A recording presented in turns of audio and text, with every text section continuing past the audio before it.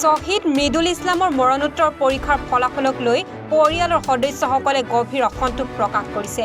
তেওঁলোকে অভিযোগ কৰিছে যে মৰণোত্তৰ পৰীক্ষাৰ ৰিপৰ্টত মৃদুল ইছলামৰ জীৱনশৈলী আৰু ধৰ্মীয় বিশ্বাসৰ বিপৰীত তথ্য সন্নিৱিষ্ট কৰা হৈছে, যি পৰিয়ালৰ বাবে দ্বিতীয়বাৰৰ বাবে গভীৰ আঘাতৰ কাৰণ হৈ পৰিছে। মৃদুল ইছলাম, যিয়ে সদায় মদ, গাঞ্জা, জুৱা আদি বিৰোধী কাৰ্যকলাপত অংশগ্ৰহণ কৰিছিল, তেওঁৰ ওপৰত মিছা অপবাদ দিয়া হৈছে বুলি পৰিয়ালৰ সদস্যসকলে অভিযোগ কৰিছে।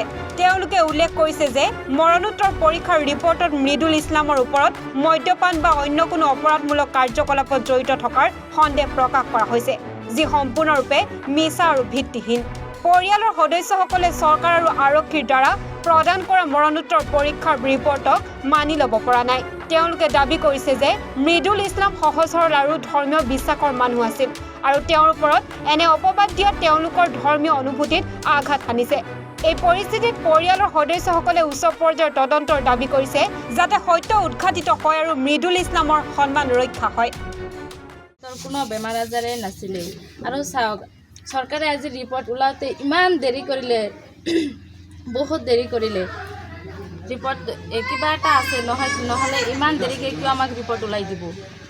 আমাৰ চৰকাৰৰ পৰা আমাৰ কিবা সুবিধা কৰক নকৰক সেইটো বেলেগ কথা, কিন্তু যে আজি যে এনেকুৱা মিছা এটা ৰিপৰ্ট ওলাইছে, সেইটোত মই আজি মোৰ এনেকুৱা লাগিছে, মোৰ স্বামী আজিৰ পৰা মোৰ এনেকুৱা বেয়া লাগিছে যে ছেকেণ্ডবাৰ মই বহুত আঘাত পাইছোঁ যে এই ৰিপৰ্টটো লোৱাৰ কাৰণে।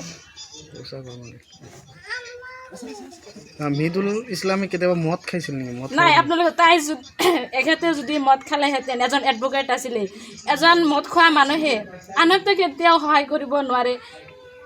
তাই যদি নিজেও মদ খালেহেঁতেন, তেওঁ আনক কেনেকৈ সহায় কৰিব সেইটো চাওক, এজন এডভকেট। আৰু আপোনালোকে চাওক, চেষ্টা কৰি চাওক, যদি এখেতে যদি মদ খাইছিলে, আপোনালোকে সেইটো ওলোৱাৰ কাৰণে চেষ্টা কৰে। যদি মদ খোৱা মানুহ ৰাতিপুৱা ঘৰৰ পৰা ওলাই গ'ল, চাহ পানী খায়, তাতে মদ ক'ত খালে, কেনেকুৱা খালে? আৰু দিনটো পৰতে কোনেও এনেকৈ মদ খায় নেকি? কোনো দিনেই মদ খোৱা নাছিলে। এইবিলাক চব চৰকাৰৰ চক্ৰান্ত হয়। চৰকাৰৰ চক্ৰান্তৰ কাৰণে আজি ৰিপৰ্ট ওলোৱাতে ইমান দেৰি কৰিলে, নহ'লেতো আমি কিমান দিনৰ পৰা লাগি আছোঁ আমাৰ ৰিপৰ্ট ওলাই দিয়ক। কিবাটো এটা হ'লে আছে, নহ'লে আমাৰ ৰিপৰ্ট ওলাওঁতে কিয় ইমান দেৰি কৰিব? আৰু মোৰ হাজবেণ্ডক পষ্টমৰ্টেমো দুবাৰ কৰিছে। আপোনালোকে কোনোবা দিন শুনিছে নেকি যে পষ্টমৰ্টেম মানুহক দুবাৰ কৰে? এবাৰ ওলাই দিয়াৰ পিছত আৰু একবাৰ পষ্টমৰ্টেম কৰিছে। চক্ৰান্ত আছে বুলি ভাবে? হয়, চৰকাৰৰ পৰা চক্ৰান্ত আছে। চৰকাৰে মোক কিবা এটা সুবিধা কৰক নকৰক সেইটো বেলেগ কথা, কমচে কম সত্যটো ওলাব লাগে। মই আজিৰ পৰাহে গম পালোঁ যে মানে কোনো সত্যতা নাই, ডক্টৰৰ ওপৰতো নহয়, কাৰোৰ ওপৰত সত্য যে কেতিয়াও সত্য হৈ নোলোৱায়, সত্য সদায় লুকাই থাকিব, মানুহে কোনোদিনে ন্যায় নাপাব।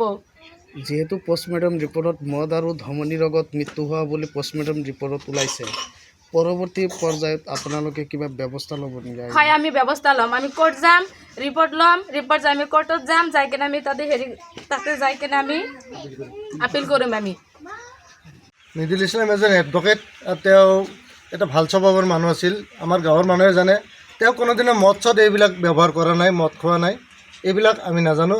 এতিয়া যি কথা কৈ আছে এইবিলাক মনে সজা কথা, এইবিলাক কোনোবা আৰক্ষী বাচিবলৈ মানে চেষ্টা কৰি আছে। পষ্টমৰ্টমত 2বাৰ তেওঁক পষ্টমৰ্টম কৰা হৈছে, 2বাৰ লৈ গৈছে তেওঁ। আৰু যিবিলাক ৰিপৰ্ট ওলাইছে, এই ৰিপৰ্টবিলাক যিবিলাকে মানে চাৰ্কুলেশ্যন কৰি আছে, এইবিলাকক মই ধিক্ষাৰ দিছোঁ। দৰকাৰ পৰিলে আমি হাইকোৰ্ট সুপ্ৰিম কোৰ্টলৈকে যাবলৈ বাধ্য আছোঁ, তথাপিতো আমাৰ মানে লিগেল ৰিপৰ্ট যিটো সেইটো ওলাব লাগিব।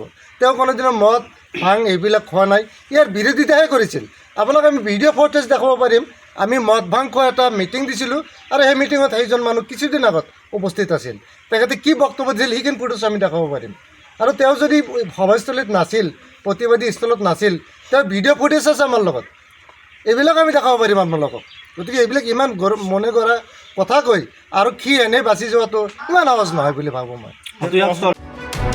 কুন্তলীৰ পৰা ছানিদুল ইছলামৰ ৰিপৰ্ট, এনি ভাৰত 24।